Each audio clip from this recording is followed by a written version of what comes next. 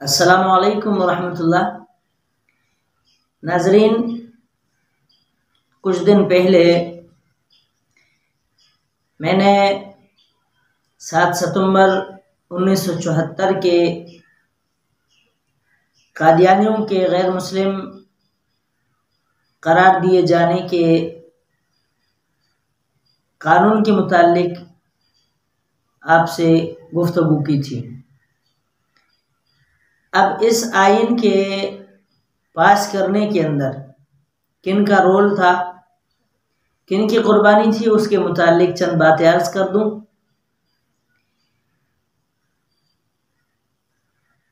इस आइन को,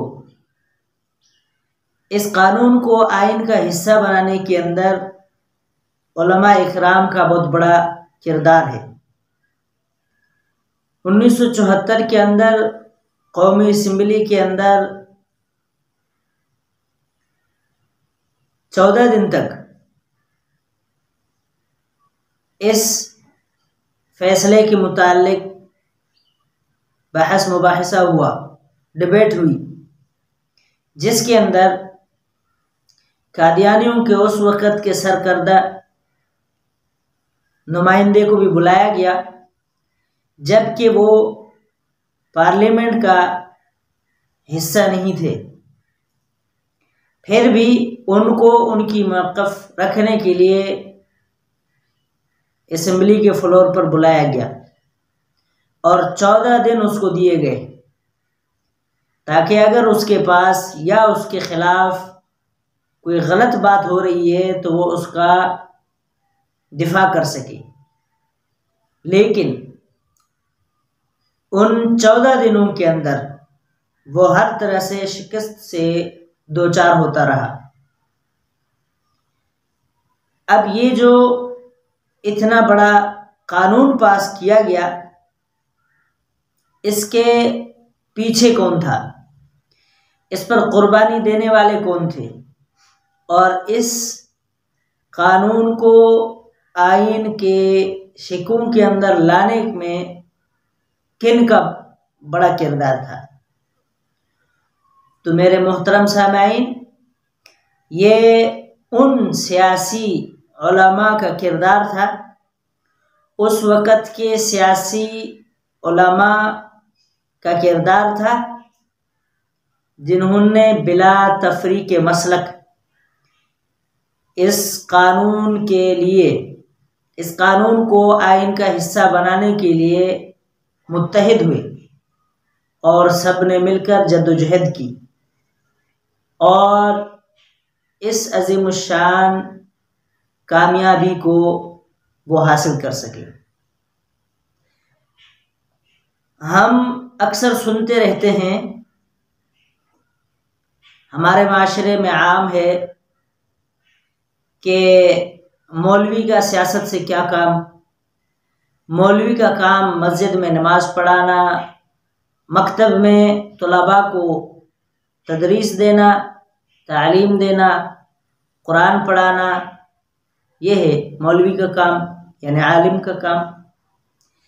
अब इस लफ्ज़ को, इस जुमले को हमारी जहनों के अंदर किसने डाला?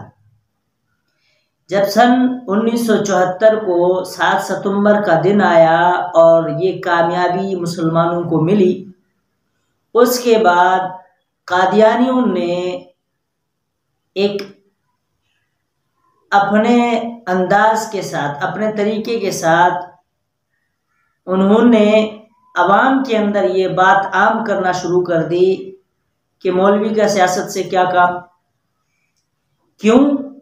क्योंकि उनको पता है और उस वक़्त भी उनको इल्म था, आज भी वो जानते हैं कि ये 5 से 6 उलमा जो कौमी असम्बली के हिस्सेदार थे, उस कौमी असम्बली के यानी 1974 के असम्बली के वो मेंबर थे।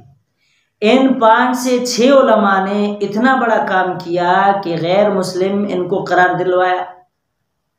अब इन्होंने सोचा कि अगर इस तरह से ये उलमा असम्बलियों के अंदर रहे तो फिर हमारी हालत और बिगड़ जाएगी और ख़राब हो जाएगी, जिसकी वजह से उन्होंने हमारी आवाम के जहनों के अंदर ये बात डालना शुरू कर दी।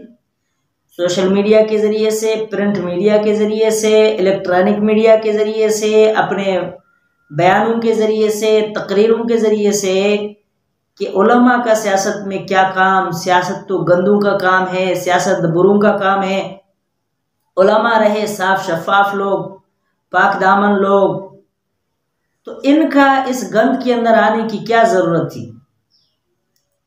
ये बुनियादी उनका एक फितना है जिन्होंने इस ड्रामे को रचाया कि मौलवियों को किस तरह से सियासत से पीछे रखा जाए और अपने मग़मूम मक़ासिद हासिल किए जाए। तो सामईन, नाज़रीन, जब 1974 को सिर्फ 5 से 6 उलमा कौमी असम्बली के मेंबर थे, उन्होंने इतना बड़ा कारनामा सरअंजाम दिया। अब भी अगर हम इन उलमा को, इन्हीं अपने मसाजिद के आइम्मा को, अगर हम लोकल इलेक्शन के अंदर, सूबाई इलेक्शन के अंदर, मरकज़ के इलेक्शन के अंदर अगर हम इनको आगे करें, इनकी मदद करें, इनकी हेल्प करें, तो फिर ये जिस तरह 6-5 मौलवियों ने मिलकर मिर्ज़ा ग़ुलाम अहमद कादियानी के पैरोकारों को जलील किया, नेस्त व नाबूद किया, इसी तरह ये बाकी कुफर के चेलों को भी नेस्त व नाबूद कर सकते हैं। तो अज़ीज़ान मोहतरम, अब किसी मसलक से ताल्लुक़ रखते हों, किसी भी नज़रिए से ताल्लुक़ रखते हों, लेकिन इलेक्शन के अंदर अपना नुमाइंदा आलिम को बनाए, ताकि जिस तरह उसने तुम्हारी मस्जिद के मुसल्ले की पासदारी की है, उसका ख्याल रखा है, इसी तरह वो तुम्हारे दुनिया के मामलात को भी अपने कंट्रोल में लेकर तुम्हारे दुनिया के मामलात को भी सुधार सके। उम्मीद है साथियों को मेरी बात पसंद आई होगी। इस वीडियो को शेयर करें, अपना कमेंट ज़रूर करें और हमारे चैनल को सब्सक्राइब करें। जज़ाकुमुल्लाह। अस्सलामु अलैकुम व रहमतुल्लाहि व बरकातुहू।